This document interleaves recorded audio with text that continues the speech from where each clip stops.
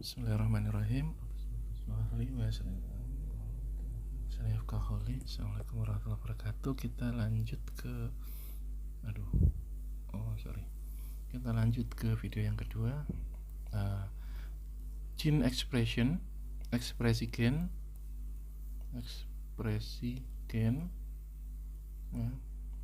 transkripsi dan translasi. Nah, ini keyword dari teman-teman harus pelajari ke belakangnya, ya, transkripsi, translasi, dan hubungannya terkait dengan ekspresi gen.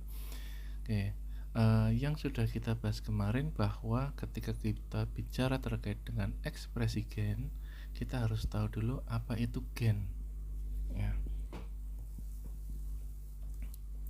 Secara simpel yang sudah kita bahas kemarin adalah bahwa ketika saya bicara terkait dengan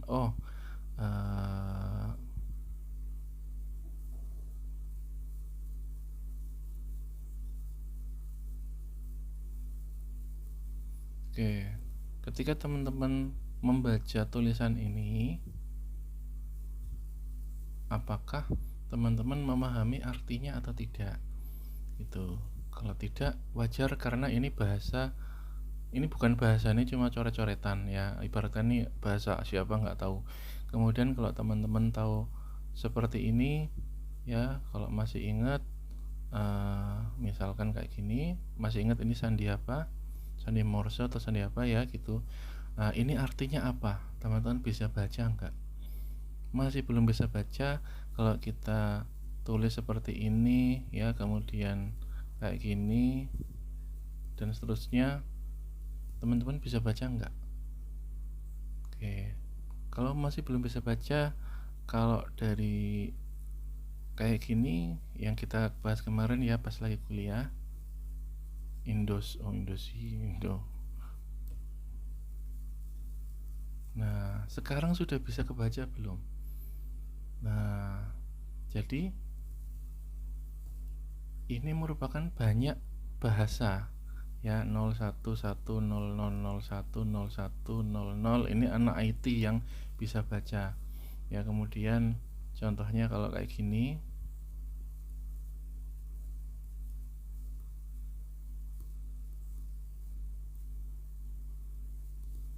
oke, bisa baca enggak ini? Nah, pertanyaannya di sini ada berbagai macam tulisan, tetapi teman-teman bisa baca semua enggak? Ada yang mungkin bisa semua, ya, ada yang nggak bisa. Ini jelas nggak bisa, ini tulisan asal-asalan, ya. Nah, dari sini teman-teman bisa tahu bahwa ternyata tubuh kita juga punya bahasa sendiri. Sel di tubuh manusia itu memiliki bahasa sendiri, yang bahasanya adalah diturunkan dari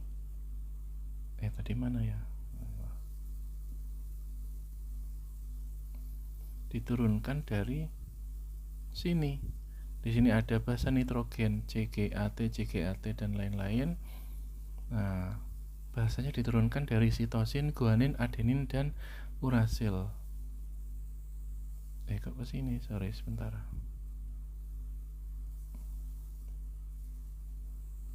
Ya, maka di dalam DNA manusia, DNA teman-teman nanti akan ada seperti ini. T T T C G C G C C C G T. Nah, A T T terus panjang sekali. Nah, inilah yang kita sebut dengan bahasa DNA, bahasa nitrogen. Ya, ada adenin, timin, dan lain-lain. Ini bukan tulisan, tetapi bahasa nitrogen. Adenin, timin, sitosin, ya, ini guanin, dan seterusnya, yang membentuk menjadi serangkaian tadi yang sudah kita bahas, menjadi A, T, T, C, G, dan lain-lain seterusnya. Nah, ini mengkode sesuatu. Tentu kalau di DNA itu ada pasangannya, ya. Pasangannya seperti T, A, G, C, T, A, dan seterusnya, gitu kan. Tapi kita fokus di sininya, ya. Ternyata dari sini kita kemarin ambil protein yang paling simpel yang teman-teman tahu adalah, contohnya ini disebut dengan insulin. Ini bahasa Indonesia atau manusia medis gitu ya. Tapi bahasa di dalam DNA itu bukan insulin, bikin insulin. Nanti di sini ada insulin, enggak kayak gitu ya, tapi ada CGA bla bla bla yang mengkode suatu yang kita sebut dengan insulin. Dan insulin ini merupakan suatu protein. Kenapa protein? Karena insulin ini merupakan suatu enzim yang merupakan keluarga turunan yang kita sebut dengan protein. Kayak gini ya. Nah, dari bahasa seperti inilah kita lihat ada sequence tertentu dari DNA ini yang menyandi nantinya akan menjadi protein tertentu. Kita sebut sequence ini dengan biar kelihatan,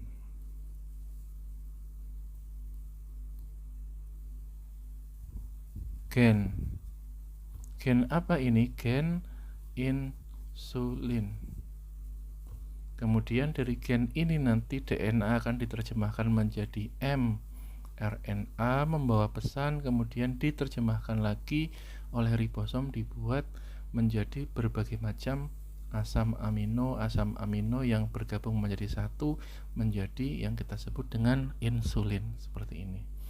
Nah, proteinnya adalah insulin, tapi sequence basa nitrogen yang menyandi insulin tadi kita sebut sebagai gen insulin. Nah, maka sebelum kita ke ekspresi gen, kita harus tahu apa gen, kayak gitu ya. Kita sudah tahu gen itu. Nah, proses bagaimana gen ini dibuat menjadi insulin kita sebut dengan proses ekspresi gen, karena gen ini akan diekspresikan untuk menghasilkan insulin, seperti itu. Nah, kemudian proses ini dimulai dari adanya gen yang dicari, dibuat menjadi mRNA, kemudian mRNA ini nanti akan mengkode insulin. Maka proses di sini nanti kita kenal dengan nama transkripsi, kemudian menghasilkan mRNA. Kemudian dari mRNA ini kita akan memiliki proses lagi yang kita sebut dengan translasi yang menghasilkan insulin.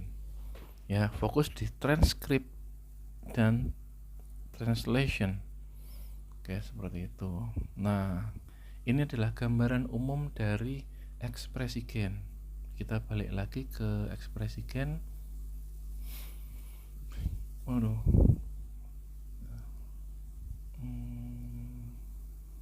Tadi.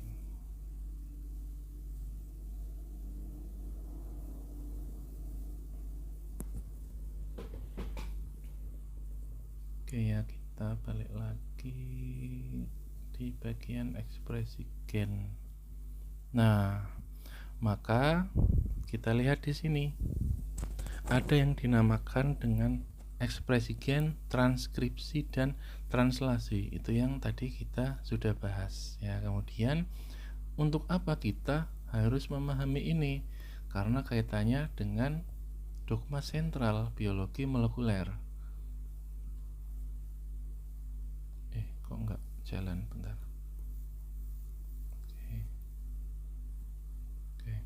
Dogma sentral biologi molekuler yang intinya apa, kemarin sudah dibahas oleh Bu Putri juga ya. Dogma sentral biologi molekuler intinya adalah terkait dengan asam amino dan protein. Bagaimana tubuh kita membuat asam amino dan protein. Kenapa kok kita membahas repot-repot soal protein dan bagaimana cara tubuh membuatnya? Karena yang teman-teman tahu, sebagian kecil dari jutaan protein yang ada di tubuh kita itu terlihat di sini dengan fungsinya yang sangat vital bagi tubuh kita. Ya, contohnya gamma aminobutyric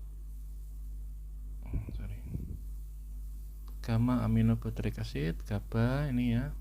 Tuh adalah salah satu yang kita sebut dengan neurotransmitter yang menghubungkan antara sinap satu dengan sinap lain pada neuron tubuh kita, ya. Ini nanti teman-teman dapatkan pas di farmakologi kayaknya. Itu kalau tidak ada GABA, intinya tubuh kita nanti tidak ada neurotransmitter, ya ibaratkan tubuh kita tidak mengirim sinyal pesan ke antara neuron satu dengan neuron yang lainnya. Kayak teman-teman sekarang sedang berpikir, sedang nonton video ini, itu sedang mencerna, kemudian menggerakkan pena kalau lagi nyatet, itu butuh pesan-pesan yang disampaikan di sistem saraf teman-teman. Nah, sistem saraf ini itu kita salah satunya adalah di situ ada senyawa yang mengantarkan pesan dari satu neuron ke neuron yang lain yang kita sebut dengan neurotransmitter. Salah satunya adalah GABA pada dia merupakan suatu protein. Kemudian ini insulin, sebut aja ya karena kemarin kita sudah bahas. Kemudian ada antibodi, ya kaitannya dengan sistem imun. Kemudian sitoskeleton ini ya. Sitoskeleton jelas karena ini adalah struktur dari sel. Kalau manusia punya tulang, maka sel juga punya tulang, tapi namanya sitoskeleton. Ya kalau pembelahan sel contohnya, kalau nggak ada sitoskeleton ya sel nggak akan bisa membelah. Nah kayak gitu. Kemudian lipoprotein ini adalah lipid yang distabilkan oleh adanya protein. Yang kita bahas kemarin, kalau ada kita punya gelas ya, kemudian kita kasih air, nah, kemudian kita kasih minyak di dalam air ini, maka minyaknya nanti hanya akan berada di sini kan, kayak gini. Dengan catatan ini minyak goreng ya, karena tidak semua minyak densitasnya lebih rendah, kadang ada minyak yang ada di sini. Nah kita lihat bahwa intinya terjadi pemisahan fase antara minyak dengan air. Nah sedangkan di dalam darah kita darah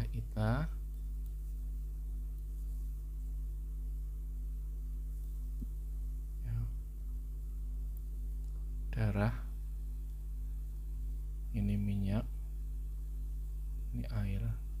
Nah di dalam darah itu saya lupa persentasenya, tapi sebagian besar itu adalah air, cairan darah.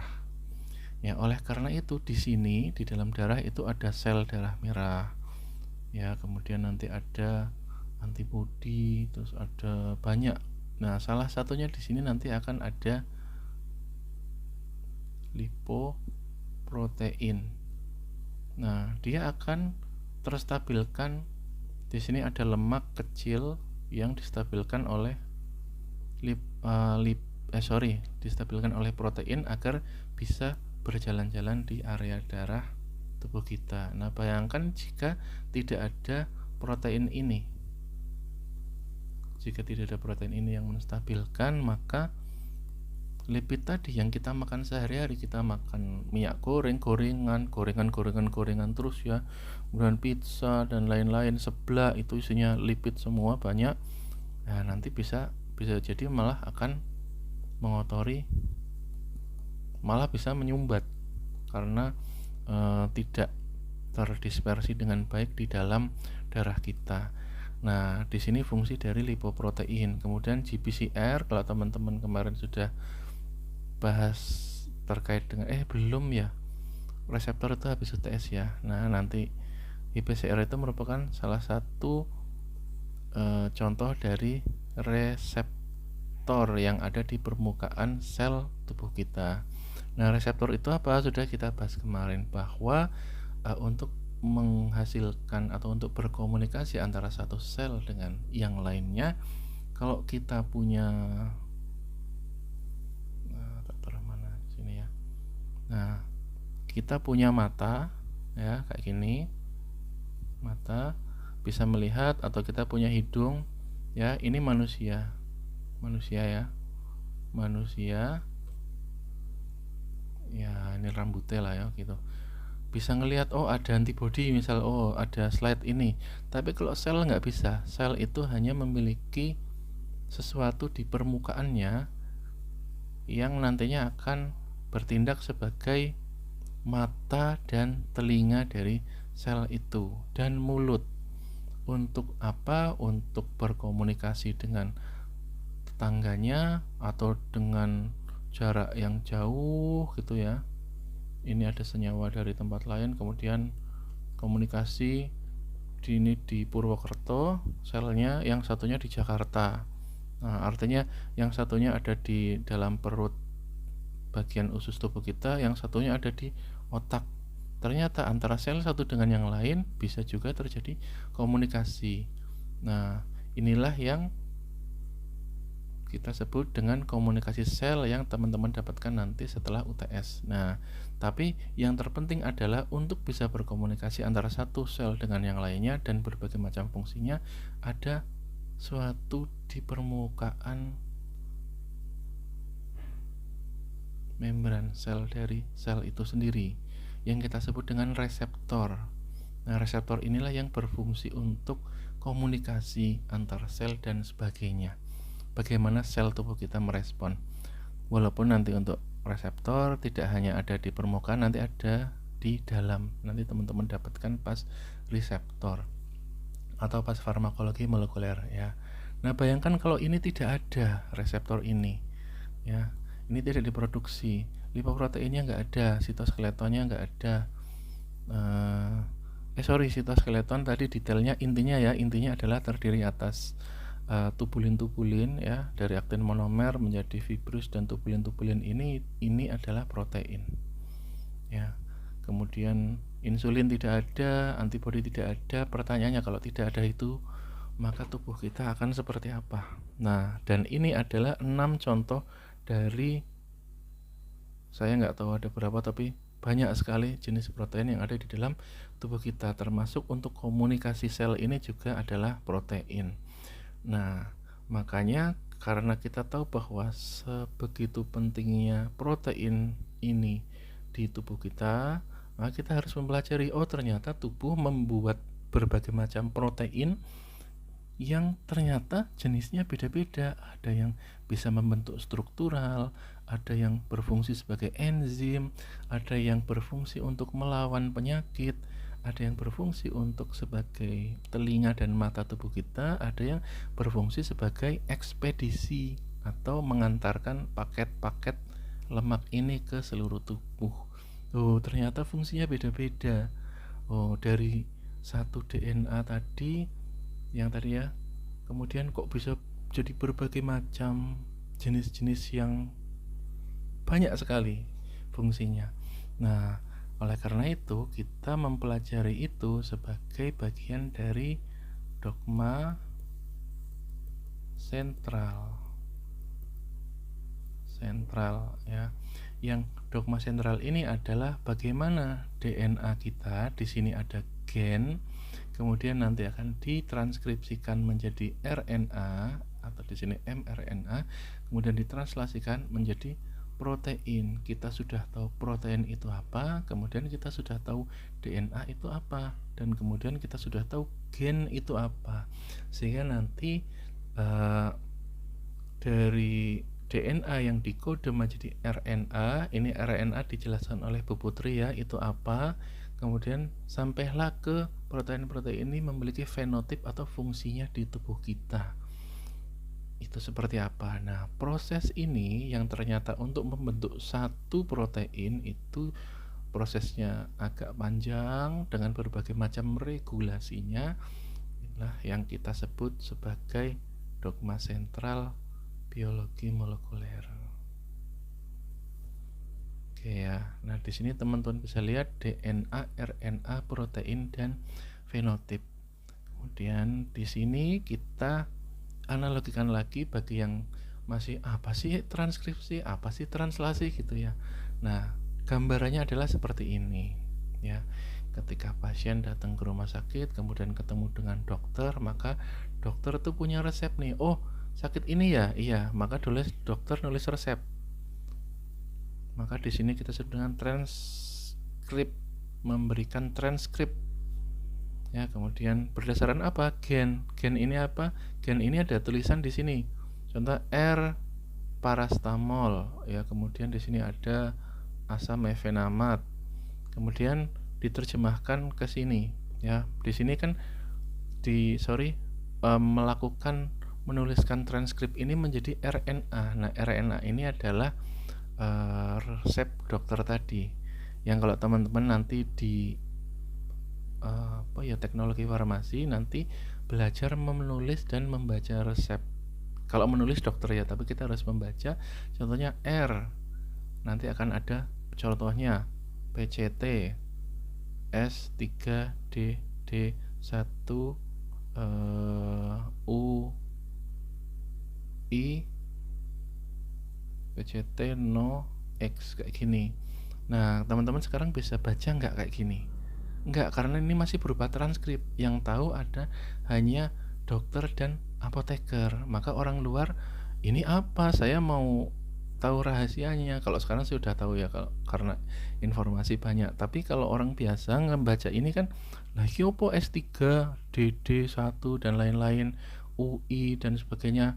Nah, ternyata diterjemahkanlah oleh apoteker untuk mengambilkan obat di stok.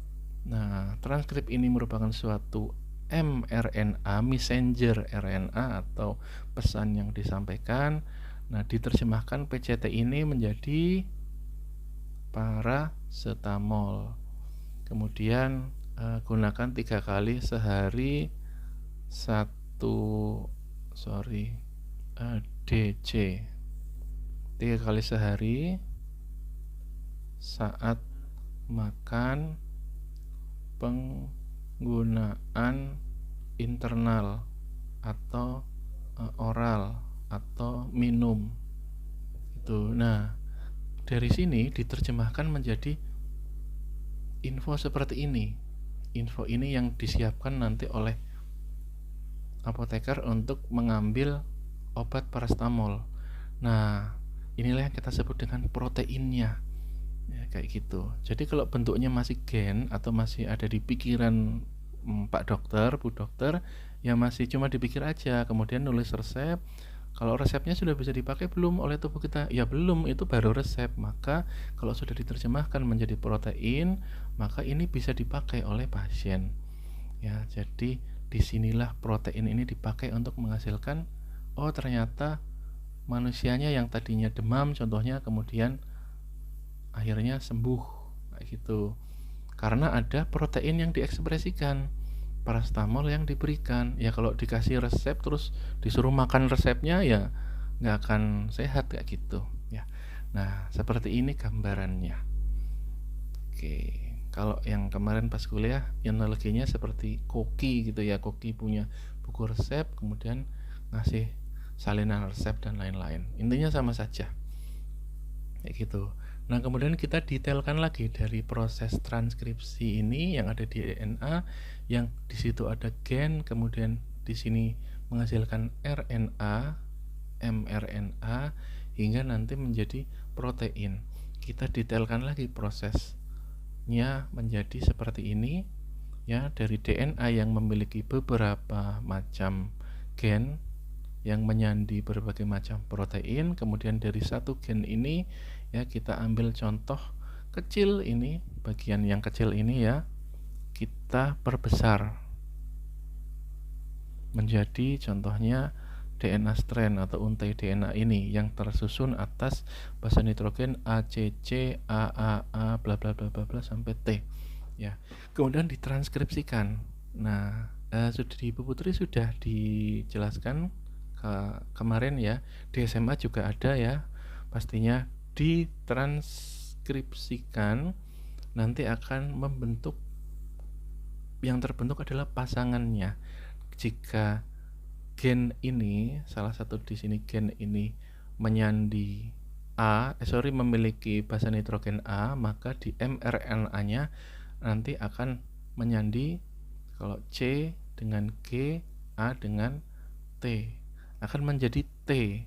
Tetapi karena ini di mRNA, T-nya itu ini di DNA ya, di RNA, C dengan G, A dengan bukan T tapi urasil. Nah, gini ya, maka kita bisa lihat dari A menjadi U, kemudian C jadi G, C, G, A, U, A, U, A, U, gini ya, C, G, C, G, G menjadi C, A menjadi U, G menjadi C, T menjadi A. Ya, seperti ini. Nah, inilah mRNA yang terbentuk. Seperti ini ya. Nah, pembacaan mRNA dibaca berdasarkan 3 urutan dari informasi basa nitrogen tersebut. Nah, setiap 3 ini akan menghasilkan asam amino tertentu yang kita sebut 3 ini sebagai kodon, dan kodon menyandi sesuatu. Contohnya UGG menyandi triptopan, UUU penilalanin, ini apa nih, GGC glisin, UCA serin. Nah, ini baru yang kita sebut dengan asam amino. Asam amino ketika akan diterjemahkan ke sana banyak, maka yang di sini kita sebut dengan poli asam amino atau polipeptida, atau secara general besarnya kita sebut dengan protein. Oke. Nah, bagaimana kita mengetahui siapa yang dikode oleh UUU, UGG dan sebagainya ini? Maka kita lihat di tabel kode genetiknya. Ya. Perhatikan first base, second base, dan third base di sini ya. Kalau kita mencari ternyata kodenya yang pertama adalah tadi UGG. Maka di sini pertamanya U, keduanya G, ketiganya G, berarti ada di sini. Nah, menyandi triptopan. Nah, sekarang yang lain, kalau misalkan AGU, teman-teman silakan cari sendiri nanti di video, di stop. Yang mana ya, kemudian AGA, kemudian GCU, GAA, kemudian GGA, kemudian CUC, kemudian CCU, kayak gitu. Silakan ini diisi sendiri buat latihan ya. Oke.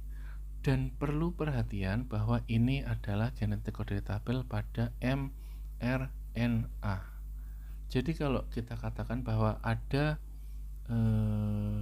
TGC kodon, 3 pasangan basa nitrogen TGC, ini ada di mana kalau TGC?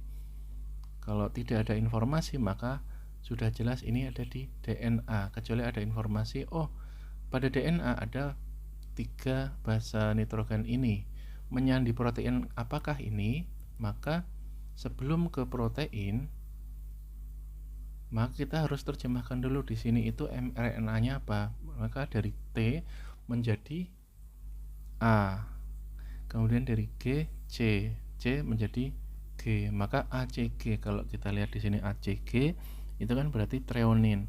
Tapi kalau kita langsung ke kesimpulan bahwa jadi mRNA dari T ini yang menjadi U, kemudian GC, UGC serin.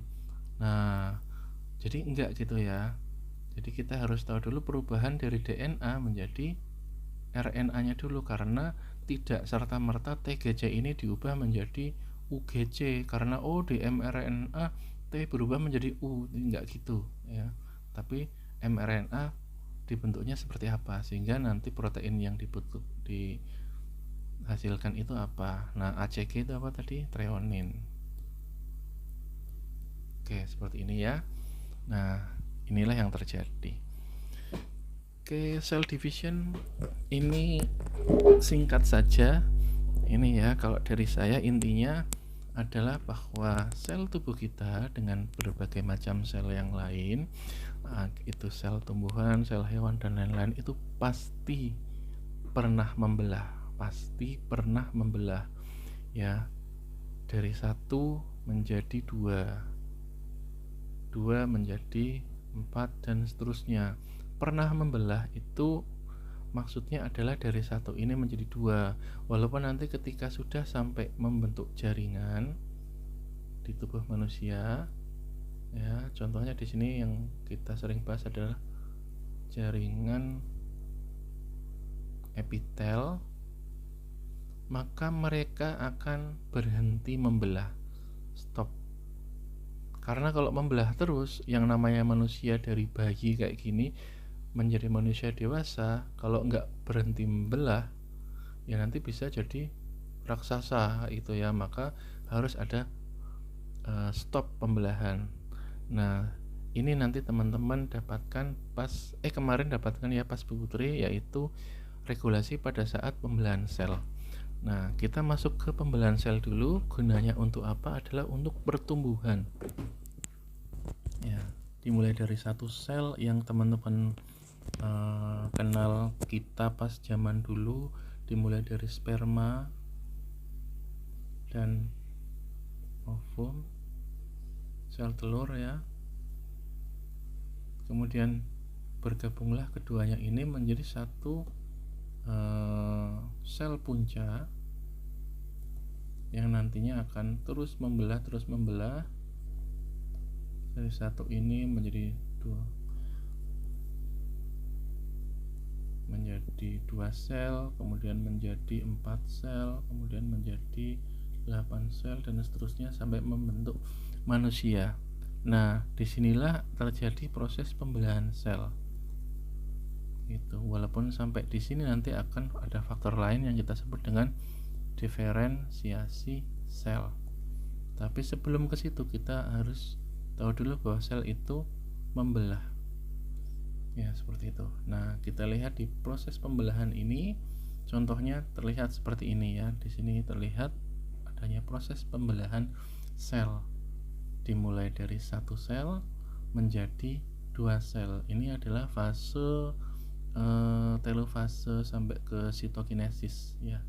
Dimulai dari di sini ada satu sel ya, kemudian dia akan memperbanyak, menggandakan material genetiknya ya. Di sini DNA nanti akan di-packing menjadi bentuk kromosom ya yang masih tersebar, kemudian akan berada di tengah-tengah, kemudian dari tengah ini akan ditarik ke samping oleh ujung-ujung sentriol ini. Nah, di dalam mikroskop elektron kita lihat bahwa terjadi penarikan menuju ke arah nggak kelihatan pojok-pojok sel itu kan, di bagian sini ujungnya, karena yang akan terjadi pembelahan nanti adalah di tengah sini. Nah, ini secara sekilas aja ya. Kalau teman-teman lihat di sini, coba kira-kira protein apa yang berperan penting di sini. Kita lihat yang hijau-hijau ini yang merupakan sitoskeleton.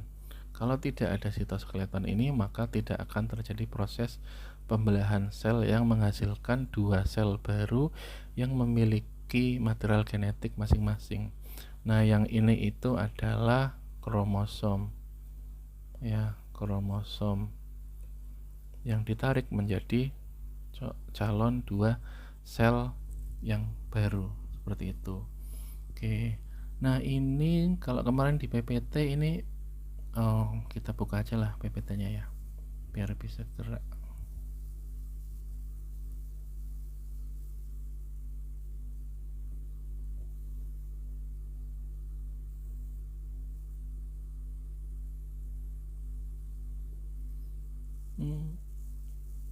Download dulu.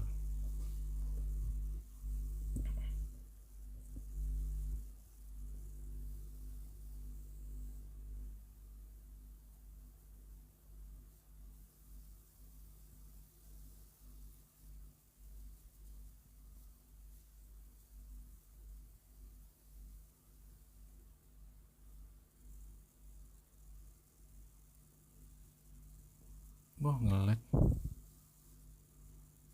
Sorry ya, tab lama jadi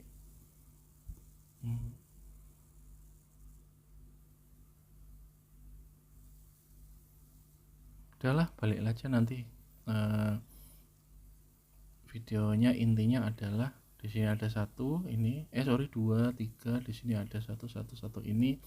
Nah, proses pembelahan sel ini nanti akan membuat terciptanya banyak sel-sel baru, sel-sel baru dari bakteri. Begitu juga di sel tubuh kita juga akan mengalami pembelahan. Nah, inilah hal normal yang terjadi di dalam proses nature alam, bahwa akan terjadi pembelahan sel. Nah, yang membedakan adalah bahwa pada mikroorganisme mereka akan terus membelah untuk memperbanyak koloninya. Kalau pada manusia, manusia akan terus membelah untuk tumbuh dan berkembang, ya, seperti itu. Nah, proses pembelahan sel ini sudah dijelaskan oleh Bu Putri. Intinya adalah adanya proses interfase, profase, metafase, anafase, telofase, di mana pada saat proses interfase ini merupakan persiapan, kemudian profase, metafase mulailah DNA ini di packing menjadi kromosom, kemudian berada di tengah-tengah, kemudian ditariklah ke masing-masing penjuru hingga sampai ke proses akhir di mana sudah sampai hampir terpecah menjadi dua sel, ya. Dari satu sel itu kemudian nanti akan terjadi sitokinesis untuk menghasilkan dua sel yang identik, seperti itu. Nah, proses pembelahan sel ini sudah teman-teman pelajari tahapannya pada saat SMA. Akan tetapi kita akan lebih masuk ke regulasinya yang ada di interfase ini. Maka kita detailkan lagi, ternyata ya proses pembelahan sel itu hanya sebagian kecil dari regulasi dalam sel itu sendiri, dimulai dari profase, metafase, anafase, telofase, dan proses sitokinesis ini merupakan bagian yang kecil di sini dari adanya fase dari sel itu. Ada fase G1, S, dan G2. Nah, oleh karena itu kita sudah tahu terkait proses pembelahannya, yaitu pembelahan sel. Namun kita sekarang masuk ke proses regulasinya.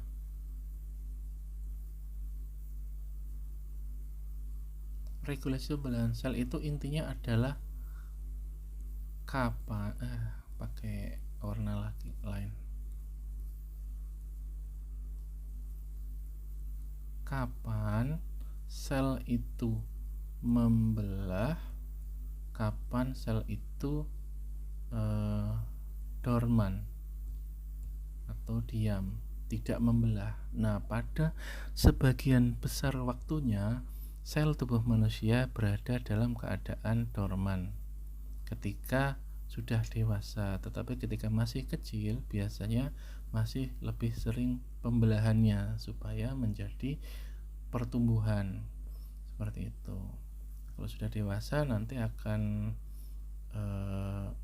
menurun, proses pembelahannya menurun hingga sampai ke sebagian besar dari sel tubuh kita dalam keadaan dorman, dalam keadaan ya udah kayak gitu, diem aja, tidak perlu membelah.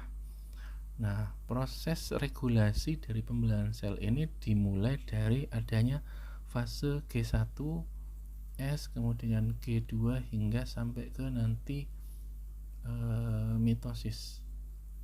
Ini perlu saya jelasin detail enggak ya?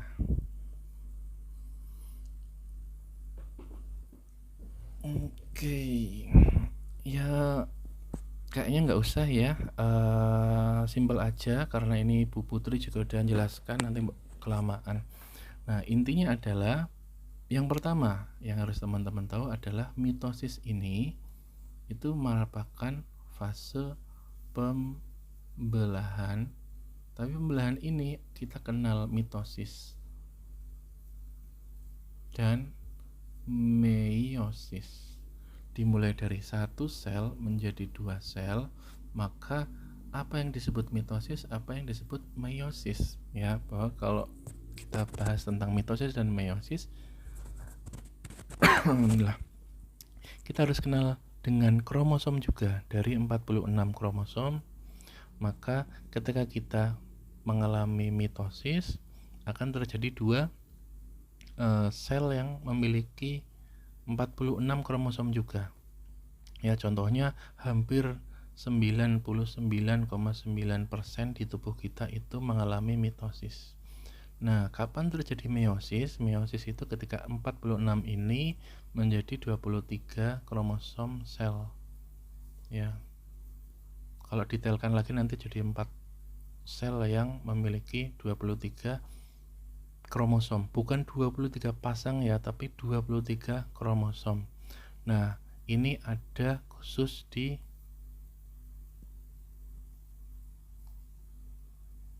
seks sel atau seksual sel, contohnya ada di sperma dan sel telur. Nah, fungsinya ini adalah untuk pembuahan.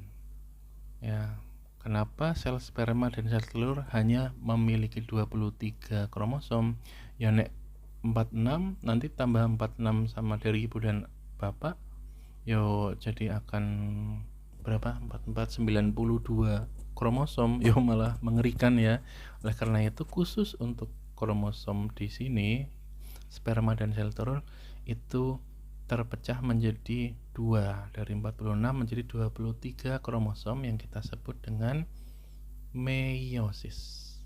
Seperti itu. Nah, prosesnya ini dimulai dari fase G1 ya, ketika akan membelah, yaitu pada saat persiapan mereka nih, cellular content excluding the chromosome are duplicated. Jadi terjadilah duplikasi.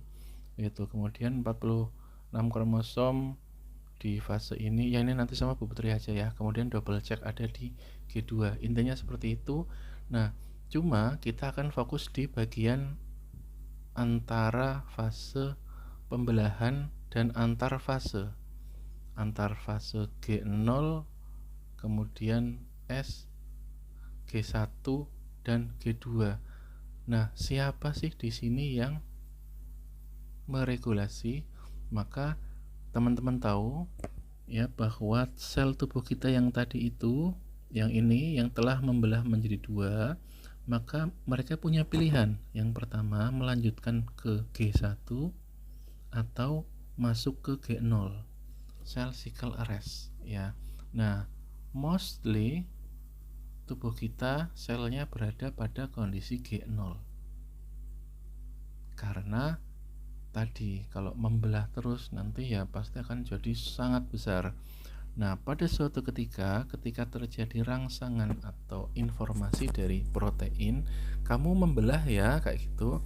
Kalau kita mengalami perlukaan ya di ke iris pisau contohnya ya, atau jatuh, itu kan sel epitel terluarnya itu kan rusak ya. Oleh karena itu tubuh kita akan mengirimkan sinyal bahwa oh, kamu membelah ya dari yang G0 ini, kemudian nanti dapat rangsangan dari, tulis aja pesan ini yang bilang bahwa G0 tolong kamu membelah, maka dia akan masuk ke fase G1. Dari G1 ini nanti hingga mengalami pembelahan lagi. Nah, proses itu kita sebut dengan regulasi pembelahan sel. Yang di sini ada G1, S, G2 dan M ini kita lihat ada checkpointnya ya. Pada saat G1 mau ke S, apakah lingkungannya sudah memadai, kemudian dari S ke G2 apakah lingkungannya juga sudah memahami, apakah DNA-nya sudah terreplikasi.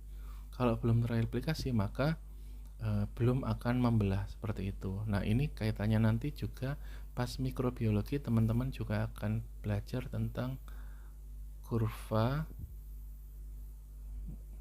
Ini nggak usah terlalu di ini ya, ini cuma selingan aja, kurva pertumbuhan mikroorganisme. Nah, ini kaitannya juga dengan fase-fase ini, tapi pada mikroba. Kenapa mereka pada saat awal pembelahannya masih lambat dan lain-lain. Oke. tapi kita fokus di sini. Maka checkpoint ini, controller ini kita detailkan lagi. Oh, nggak tak tulis di sini ya, sorry. Bentar.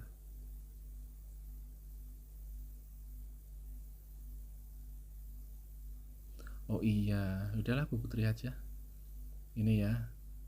Nah, checkpoint ini nantilah yang teman-teman kenal dengan apa yang kita sebut dengan protein CDK, cyclin dependent kinase.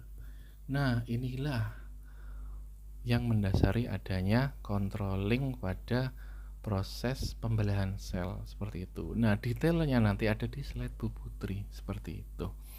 Ya, oke.